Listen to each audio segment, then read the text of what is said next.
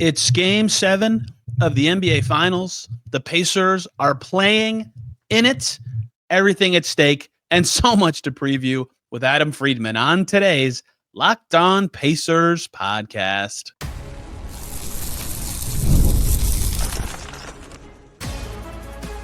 You are Locked On Pacers, your daily Indiana Pacers podcast, part of the Locked On Podcast Network, your team every day. Happy Sunday, everybody, and welcome into another edition of the Locked On Pacers podcast, where we, of course, talk about the still playing basketball on June 22nd, Indiana Pacers. As always, my name's Tony East. I cover the team for Forbes, and today it is the final day of the NBA season. Game 7 of the 2025 NBA Finals is tonight, and the Pacers are playing in it. They play the Thunder in the biggest game in franchise history for both teams. One team will be a champion. One team will not. One team will be sketched into the books of NBA history. One team will not. And the Pacers have a chance to do it, and they've had quite the magical run, and emotions will be everything in this game, and there is so much that intrigues me about the setting and environment. You heard Pacers players on this very podcast yesterday talk about it. You heard Thunder players talk about it, and today I'm going to talk about it with Adam Friedman. You remember Adam? If you listen to this podcast for a very long time, he used to host this show with me. He wrote about the Pacers for Indy Cornrows. We're going to talk about Game 7, the emotions of it all, the mental battle, what this means for the Pacers and their history, and some on-court keys. Let's just get right to it. The two best words in sports. Game 7, everyone has anticipation. The players say they don't have nerves. I think some of them are lying. It's the biggest game the NBA provides, the first one since 2016, and the Pacers are in it. They're one game from a title, and I can't talk about it alone. Back for the first time in I don't know when, since season opener. No, preseason. We did our little preseason. That's right. Our schedule contest. I finally beat you this year. Very irrelevant after their playoff run. Many of you know him very well who've listened to this podcast for a while. It's Adam Friedman. Adam, welcome back. The Pacers are about to play Game 7 in the finals. This is the most important game in franchise history and the most anxious I've been in my life for a sporting event. I have not stopped thinking about it since Thursday night. I'm glad TJ McConnell said it today that he said anyone anyone saying they don't think about the result either direction is good or bad is lying. He's like, they're lying. The key thing for the team is to focus. And that's why I've always said what I think. I'm glad he said it, because now I could just be like, yes, this is what the players feel. I keep saying this, and I don't know how you feel about this, but there's all these basketball things, and we'll talk about some of them on this podcast that matter, like role players being good on home or on the road and adjustments to defense. The Pacers defended differently in Game 6 and all this stuff. And I just keep saying over and over, throw it out, dude. Who cares about any past things? All these players have experiences in Game 7, and that's great, but you just never know how they're going to be distracted or anxious or feel. And you were talking to me about this before. The last Game 7 we saw was 89-89 Cavs Warriors for 5 minutes, and no one could score until Kyrie hit a hellacious shot. It's just so different. The tense levels, the nerves settling in as guys make or miss shots, they're scared to mess up. It's just different. And I think that is going to be the story of the game. It obviously is. Yeah, I think we'll know early on who has it and who doesn't on the specific players. Both teams might have it, but in terms of this guy's not ready for it or this guy is. I think the biggest thing is that the Thunder's role players have played better at home, all playoffs long, and we'll know early on if they hit a couple threes early. That's not the best sign, but if they start missing early, then it's going to become the Shea and Jay Williams show, and the Pacers have a defense to try to stop that. Now, SGA is an incredible one-on-one player, so who knows what he can do, but they seem to understand if SGA is not going to pass the ball, how to blitz him correctly, at least. So that would be a good sign. And then, we'll see for the Pacers who shows up. It feels like this is the kind of game where McConnell and Obi Toppin just don't care that they're on the road, because they've played well in both buildings, frankly. And so that's what you need, right? You need these random 6th and 7th man guys that score 15 or 20 points, and that could swing a game that will probably be under 100, I would guess, just because of the intensity. But I don't know. Pacers play very fast, but I wouldn't be shocked if it ends up being a high 90 score game, just because of how big the moment is and how tense it will be for everyone. Like when you think back on these legendary games in our lives, it's like, yeah, Kyrie and LeBron's like, oh yeah, Matthew Dellavedova was awesome. Like it's always some like person like that who does rise to the occasion and plays a good game, right? Maybe that's TJ McConnell. Maybe it's a Thunder player. You never know. Or Pacer legend Ron Artest. Ron Artest. Remember, he hit 2 huge threes. I was watching the 2010 Lakers Celtics game 7. Kobe passed the ball to him and he hit a big 3 with a minute left. Like that's the kind of thing that happens. Ron Artest, who notoriously not a good shooter in his entire career, just hit the shot when it mattered most. Tim Duncan, a shot that he's hit 10 bajillion times. And the floor. Yeah. The camera shot is like he looks like he's a foot from the basket, and somehow it doesn't go in. Right. Well, even Steph in that 2016 when you're talking about, he had a couple of threes where like that goes in most of the time for Steph.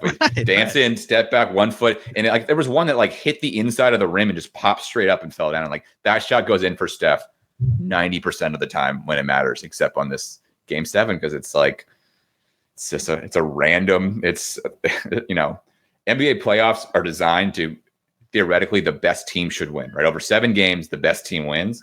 When you get down to a game 7, it means both teams are pretty even, and then it's not luck, but it's just like there's a lot of like randomness more in the game 7s than anything else. And well, that's the other hard part about these games is like more than fans are willing to admit. There's a lot of randomness and luck in sports. Like there's a chance it's just like random shots. Well, sure. I mean, the Pacers are the antithesis of that. This playoffs, right? They just keep hitting every single. Like sure, they were better in each of those series. They might have still won each of those series without winning those game-winning shots, but they definitely that helped propel them a little bit further and made them in a, let's say, a 55-45 series all of a sudden become more like heavy favorites because they hit. Cavs and Bucks, they were up. They handled those.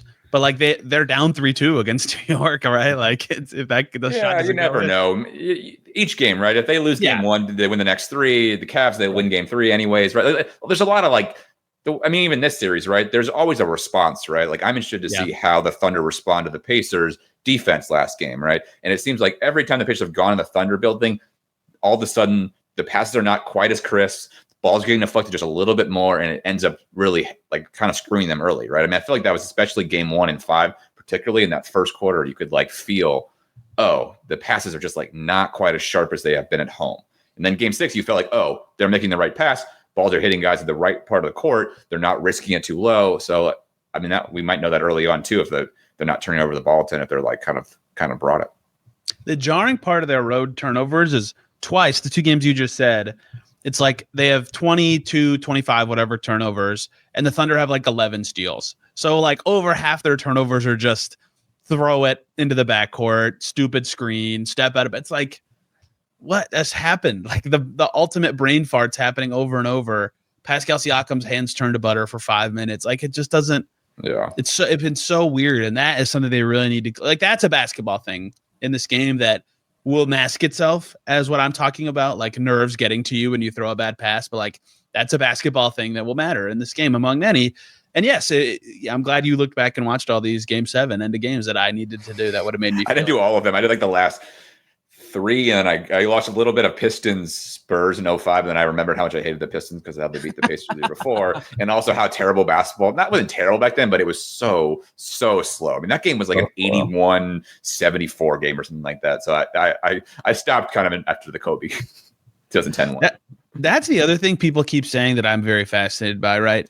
People keep rightly looking back at all these past game 7s of finals and saying things like, they're all close and low scoring and all that stuff. And like, yeah, I get why. Like I've said that too. It's going to be tight. Everyone will be tight and anxious and nervous and all that. But like the last 2 game 7s, these 2 particular teams have played. Don't get me wrong. They were in the second round, but OKC Denver in the second round was like, they smoked them. Bloodbath, 125-93. Bloodbath, right? I watched maybe just half that game because I realized at halftime, like, Denver's just not. They don't. I mean, it's over. That Denver team. I mean, they took OKC to the brink, but I don't know how the Denver team could have survived through the playoffs. I mean, they were playing like Aaron Gordon on one leg, Mike MPJ had one shoulder. I mean, like that team was barely. I mean, they were lucky to get to 7, right? They basically Jokic drove them to 7 games basically by himself. The Pacers last and only game 7 with this score was that Knicks game where it was just like, oh, okay, like something is happening. I don't even know what to describe it as. Yeah, where they caught so much fire that it was like I was just sitting there like, I guess I don't really have to actually be stressed because they're just going to make every shot for the first half. They were, I think, 71% in the first half, 67% overall in that game. I mean, it was just like I think we were talking about this. There was that one moment they got it to 9 points in that game, and the next day they hit every shot after. Like the Pacers were just, if that team shows up for this game 7, it'll be a great day. Great day on Monday. Yes. 130 to 109 was that one. So these two teams. That's even closer than it actually was. That game was a 30-point game at one point for like a good chunk of it. Yeah, it was. It doesn't make sense. Every shot it felt like in the first half of that game. Like in the third quarter, Aaron Nesmith barrage of mid-rangers. Like it was just ridiculous. And so I only say that to say I don't actually know that I believe in my heart of hearts that it's actually going to be a close game. Even though history says all these games are close, it very well could be. But I'm like, man, both of these teams have, in the current setting, the Pacers on the road, the Thunder at home, in their most recent Game 7, just mollywopped their opponent, right? So, like, I don't know that. Yeah, I mean, the more I've thought about it, because I mean, the series has been really interesting, right? It's just been so slight adjustments every game by each team to kind of figure out how to do different attacks, how to not turn over the ball essentially in the Pacers end, right? It seemed like the Thunder, to win any game, need the Pacers to give them at least, I don't know, what we call 15 to 20 points off turnovers, like fast, very quick points. The Pacers probably need the same, not quite turnovers, but push the pace plays to kind of get enough points to win the game. And so like it's going to come down to, I feel like, are the Pacers going to be make crisp enough passes to kind of not basically be in the situation, right? If they play like a game where they just keep hitting every shot and don't, turn over the ball a ton or don't make dumb turnovers, right? You can turn over the ball, but like even in that game 6 where they had a couple turnovers, but they were not live ball turnovers that led to quick points. I think the Thunder are going to struggle to be able to get enough points to play with the Pacers, I guess. But every time OKC, they turn over the ball like 20 plus times. So it wouldn't be surprised to happen again. Can I sum that up to the description I've used a lot for the Pacers in this playoffs? Sure. The team that wins will be the team that is the most capable of being themselves, right? Like when the Pacers are at their best and they're thumping the Cavs and the Bucks and the Knicks, their offense is fast and it's at the right tempo and they're making shots and they're all wide open because their offense is so good. And that makes their defense able to get set every time and be just good enough that they're just crushing teams, right? And when the Thunder are playing their best, they're forcing a million turnovers and they wall off the paint and they get just enough half-court offense to, blow open a game because their defense is so good. And it's kind of a clash on which side of the floor both teams are best at being themselves on. And so turnovers are a huge part of that, and playing in the open floor is a big part of that. But, that's a comfort thing. Like if you feel comfortable and you're able to play like yourself as a team, oh, my camera just fell because I'm kicking things. That team's going to feel better about the way they're playing. That team's going to look better and be able to get over whatever emotions they have quicker than their opponent, right? And so it's so easy to say. But like in Game 5, the Pacers were playing too fast, right? They were trying to play fast and they were thinking. And like, here's what I expect to see a lot of Game 7 look like. Like early in the game, Myles Turner catches at the top of the key and he's open. He has an open 3 in front of him. And he looks at it and he sees the defender and then he just swings it to the other side. So like, swinging the ball is not bad, but like he's thinking so hard about not messing up that it's not helping the team to not take the open shot. Like that's the kind of Game 7 stuff I expect to see. I'm wondering if it's more fake the shot, put on the ground, go to them and get fouled. He's actually done that. He did that a couple times in Game 6 to kind of get himself in more rhythm. He's been pretty decent from the free throw line, and he is been amazed with Turner. Is the we've watched him for 10 straight years. We've watched him go from this kid is a good Larry Bird putting totally unreal expectations on him being the best player in the league. Like it's not fair to like really becoming like a really, really good basketball player, right? He's not an all-star, but he's like that notch 2 below in the top 40, 50. But he's gotten better at decision-making because in his earliest career, he just wasn't. Granted, young, all stuff, but he's gotten to a point now where I think he can find his comfortability in a game when he's struggling, right? Well, okay, he can't hit a 3, right? But you know what? He's going to get a rebound. He's going to try to put it back up. He's going to try to draw a foul, right? He's going to make the right play on defense. And so like that's the thing too that's going to come down to a lot of this is that the Pacers players, there is no one guy that's going to carry this team because that's not how this team wins a game, right? Where like the Thunder are going to probably get to a point where it's SGA and Jalen Williams just trading off baskets or trading off possessions or ones on, ones off, right? And because at some point they're going to, I mean, unless they're role players just hitting threes left and right, they're going to just basically be afraid to give the ball to someone like like Wallace, or out the Chet Holmgren, who looks like a ghost of himself, who I'm sure in like 10 years will basically be what Turner is now, but is 22. So I kind of get why Holmgren is where he's at. And so like that's what it's going to come. Like the Pacers have like the guys who sort of like, if they just sort of take a deep breath and think about what they do best at times, to try to at least to like keep them in the game, right? And so they just have to sort of like rely on the fact that they can't rely on one person to carry them. They have to all kind of do a little bit here or there to chip in. Myles and Chet are having hilarious series. I saw a stat today that in the finals, the two of the three worst center shooting percentages ever are those two in this series right now. They're both playing terrible on offense and very good on defense. Yeah, the biggest problem is that it's not that Chet has been terrible, it's that he should be their third best player. Yeah. By right. And Turner's the fifth best offensive player on the floor most of the time he's out there, right? I mean, I would say 100 definitely fifth best offensive player, and he doesn't have the expectations, right? We have enough years of Turner. The expectation is, can you get 13 points, 7 rebounds, couple blocks, make the right pass, get a pop, a pick and pop three, right? We're like Chet. The dude jumps and he's level with the rim. He should make the shot like 80%. Like imagine if you played basketball and when you jump, your hands were level with the rim. It's like playing in your basement when you're 5 and they have those little plastic hoops, right? Like it's just like the game should be because he just has such a good skill set, but he's also 21, 22, right? So that's why. I mean, 6 years from now, Chet's going to be scary, frankly. But would you like to do a what this means for history kind of convo next, or a keys to the court kind of thing next? I think history should be last, right? On court stuff, I already talked about my big one, which is just be yourself as the Pacers, right? If their pace feels right early in the game, I think they'll be able to keep up. Everybody, quick break to talk about OLIPOP, a new kind of soda made for people who love that classic taste of soda, but want something that supports their health with just 2 to 5 grams of sugar, but 9 grams of prebiotic fiber in every can. OLIPOP is reimagining soda in a way that's better for your gut. Traditional sodas are loaded with sugar, like 39 grams in regular Coke or 44 in an orange Fanta. OLIPOP flips that script with just a fraction of the sugar, no artificial sweeteners, and gut-friendly ingredients like OliSmart, a blend shown to support digestive and overall health. It's soda that tastes like the real thing, but actually does something good for your body. Whatever flavor you want to try first, there's so many. Cherry Cola, Classic Grape, their Dr. Pepper dupe called Dr. Goodwin. My favorite is the Crisp Apple. The Orange Vanilla is incredible. And of course, you're also supporting your gut health with their prebiotic blend. Swap out regular soda, cut back on sugar, and still get those nostalgic flavors you love. Get a free can of OLIPOP. Just buy any 2 cans at the store. They'll reimburse you for 1, or head to drinkolipop.com/LockedOnNBA to claim your free can and find OLIPOP near you. That's drinkolipop.com/LockedOnNBA. I'll be very fascinated, and I think my biggest key for them will be, you talked about their defense already, how similar to Game 6 it looks, because the Thunder are now going to be able to adjust to that lack of full court pressure, lower traps thing the Pacers had going on. If they're ready for it, what counter punches do the Pacers have? Is it zone? Is it just like finally better one-on-one defense against Shea and J-Dub?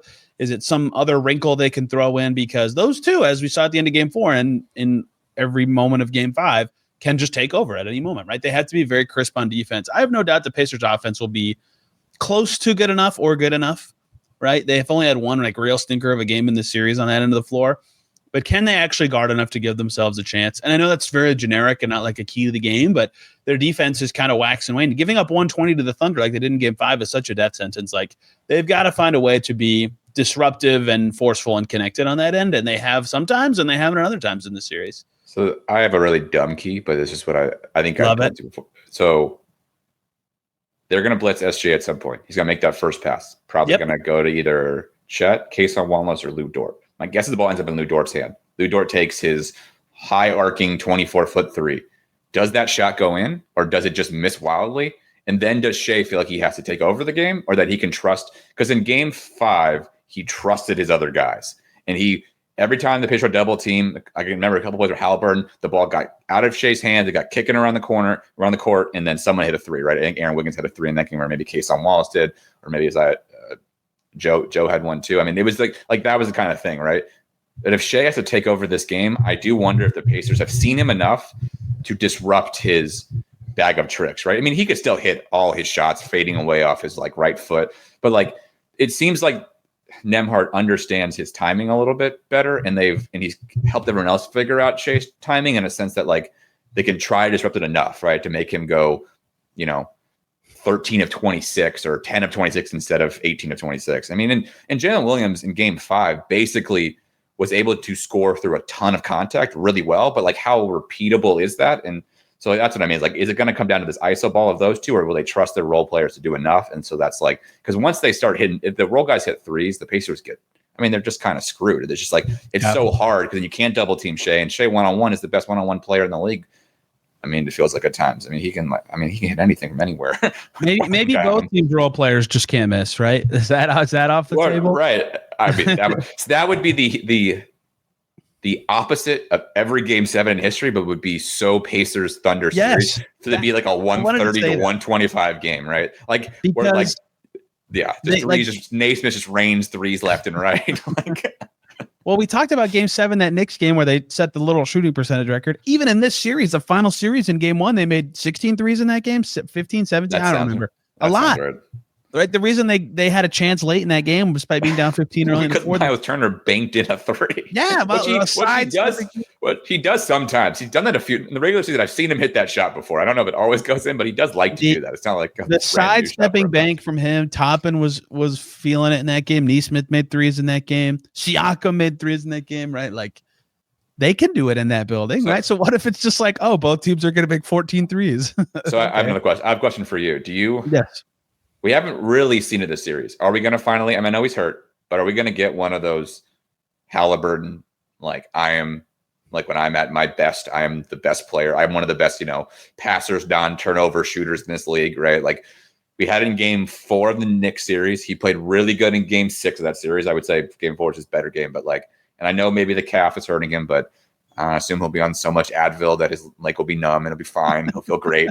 Does he just have one of those signature games of I'm going to go for 30 points, 14 assists, 2 turnovers? I don't know if the 30 is possible at his current state. It's hard for him to get the shots up that he normally does. I think the 15 assist game could happen though. I think he could pass to that level.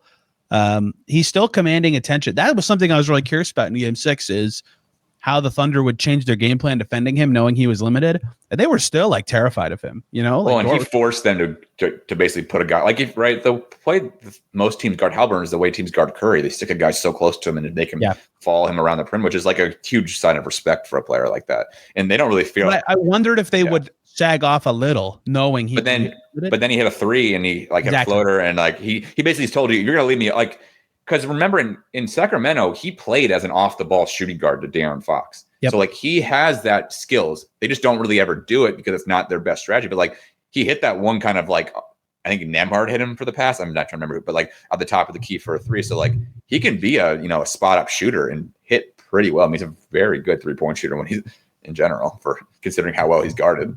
Yeah, I think that's a big part of it, and that's why I think it was so important that he took shots early in game 6. And he made them obviously, but just hey, I will shoot. You give me a little space, it's going up. Can he do that enough to score 30? I don't know. Yeah, I mean, maybe it's a 20-point, 14 assist game. Even that's. I mean, I just wonder if it's we haven't really we've seen him hit the game winner, but we haven't seen him have his signature game of this series, right? He's basically had a signature game in every series where he kind of put his stamp on it of And he hasn't done that yet. And injuries might be the reason he can't, frankly. I mean, right, he would say he's had a leg injury all series, frankly, right? I think we started hearing about it for game 2, I want to say. So maybe game 3 was his signature game. I think they're different injuries-ish. I mean, they're not, you know what I'm saying? Yeah. Yeah, they're different injuries that end up being related to each other because he's putting more pressure on one part of his leg. Yeah, I get it. I think it's very possible he has a high assist game. I think that is on the table. I don't know about the 30 part. If anyone has that kind of game, it'd be Pascal, I think, which is totally possible. Yeah, I mean, Pascal's the kind of guy who just starts hitting every mid-range. He's been in game 7. And if the Thunder defense just is willing to put the small guy on him like they have throughout the series, the Pacers great, okay, here, you shoot, and then he scores. He can just do that. The main thing is I just really hope it's not one of these games with the claw way back. Every time, that game 1, I was literally just this team, really, they have to do this? They have to go down 15 and then claw and claw. Now they should play. Okay, he hit the shot. God dang. Wow. At some point, the luck does run out, right? I mean, if they win this on some kind of close, it did. Game 4, it did. But you would say the same about Game 3 in the Knicks series. They lost Game 3 in the same, right? They're up 20. We're tied at 97 late in that game too. Yeah. Yeah. And remember, I mean, I watched Towns just score 20 points in a quarter. I mean, I don't know if Game 4 is after the Game 3 of the Knicks series, and they still, kept their lucky rabbit's foot, and it felt like. So, I mean, valid points. I don't know. I mean, if you want to do a history, I mean, this is what this team's done. It would be very fitting for this playoff team to win Game 7 on the road and just cement themselves as sort of like one of the greatest sports stories of all time. Yeah, exactly. That's where I would like to end this. Yeah. Yes, it would be among the craziest. I compare it to Miracle on Ice. I don't know the 1984 hockey team. You thought that might have been a little I'm too much. obviously too young to know So am I. I've watched the documentary, right? Yeah. Like I understand. I watched the movie with I forget the actors are now, but I've seen the movie. Like I understand that one and that 8 seed Knicks and the Rockets and the 6 seed Rockets and the Villanova 8 seed. And the 8 seed Knicks didn't win the title. No, but they made it very far. The 6 seed Rockets won the title. Yes, they did. But I think that team was different in hindsight because they won back-to-back, so they clearly were one of the best teams of that. Right. Was it the 6? I don't remember if they were the 6 seed the first time or second time, but they were one of the best. I don't either. Teams. And obviously it felt a little different because MJ was out of the NBA. Yeah.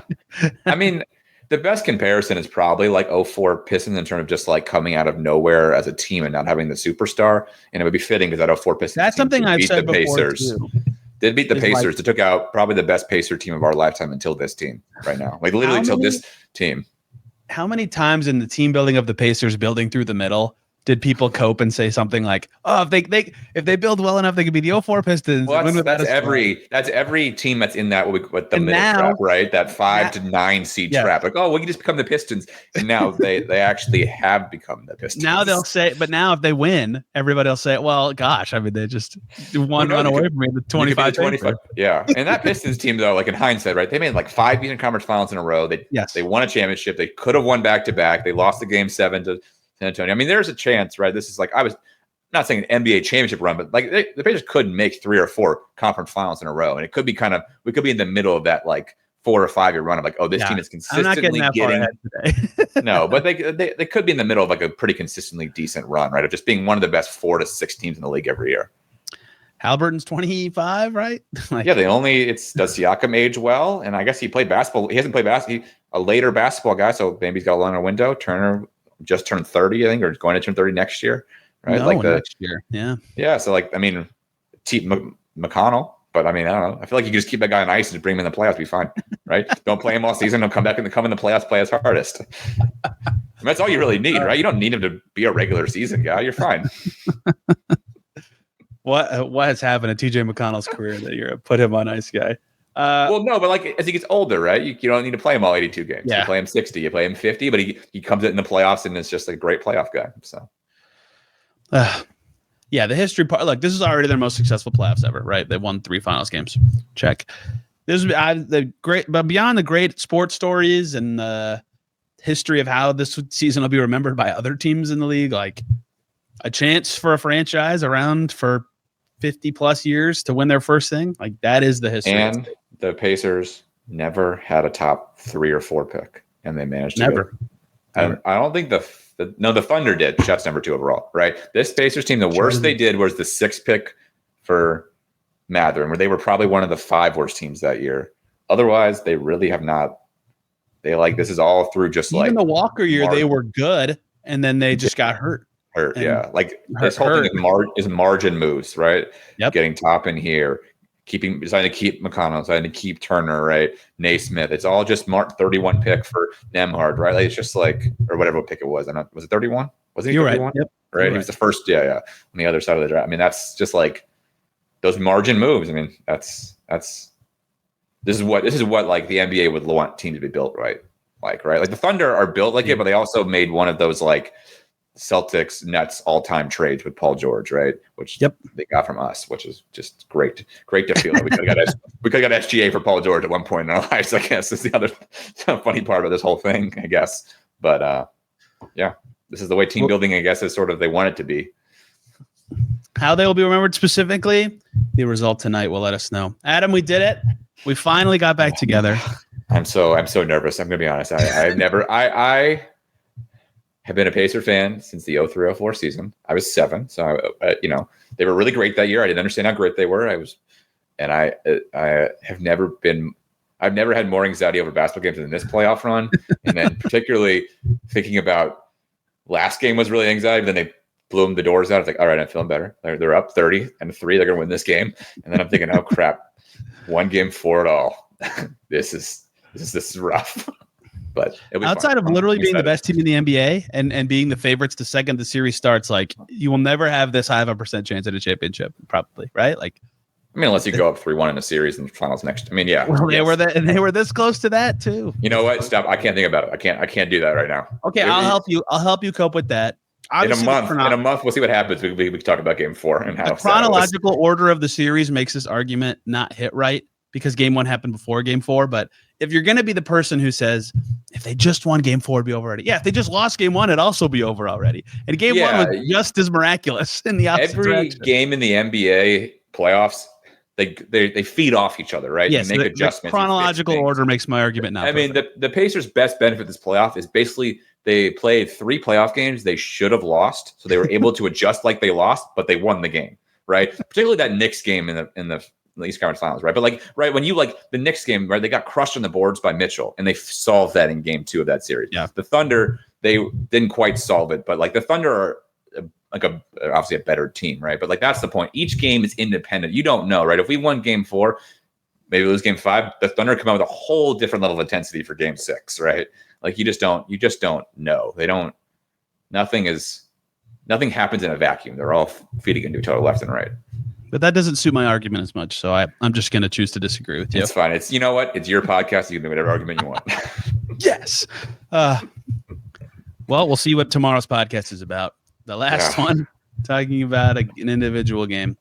I'll be at the Paycom Center. Adam will be watching at his from my TV at home. Home/apartment. I don't know what to call it. Apartment. I guess. Yeah. Place he lives. And maybe I'll see you in Indianapolis next week. Do I?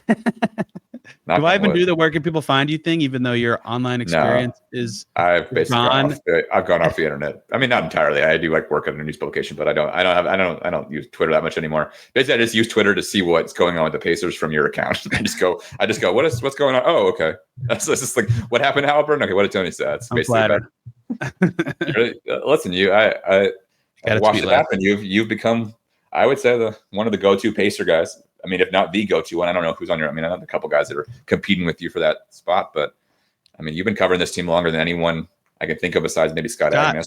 Otherwise, but otherwise, my good friend Dustin belongs here as well. Obviously, yeah, no, he's doing a great job. But I think you've been doing it longer than Dustin, slightly. I have. I think for the Pacers at least, right? I mean, that's all you've been there. I think you've been there since the Oladipo years to the. You and I's first podcast was Paul George trade stuff. So the Paul George trade to the Oladipo awesome season, to the Oladipo hurt season, to the bubble terribleness, to the Bjorken year, to the 2 terrible, just not good seasons till they got Haliburton kind of all of that. And all of that fits under one front office that will maybe be remembered. One game result. It's the greatest argument for just trust the process and keep running it over. Because I think 5 years ago we've been like, oh, the Pritchard job might be on the line now. I mean, this guy's, I'm not sure he's ever going to he'll be the Pacers president until he doesn't want to be the Pacers president anymore. He's been every move he's made in the draft and stuff like that. At least he's hitting at such a high rate these days. I'm not sure he has maximized every asset he has. He keeps as much value in it as he can. Well, I can talk about Kevin Pritchard after the. I know. He's done a great job. I mean, I think even when he made the Collison Bogdanovich move 7 years ago now, that was a good. He clearly understands value. How do I maximize the value I currently have to get margins, and so it's worked out. And Haliburton ended up being a top 10, 15 player, and that's how you do it. That's how we built a finals team that has a chance at glory. Tomorrow, me and someone, we'll see how this goes. Derek will probably be around. I haven't talked to him about how I'm going to handle this. I don't know what's going to happen. I think the result's going to make him. Depending how that is part of it. The results part of it, though. What is even going to happen in the Paycom Center is part of it. We'll see. There will be a podcast tomorrow about Game 7 and whatever happened. Thank you all so much for listening today. Do your best to manage your emotions the rest of the day. See you tomorrow.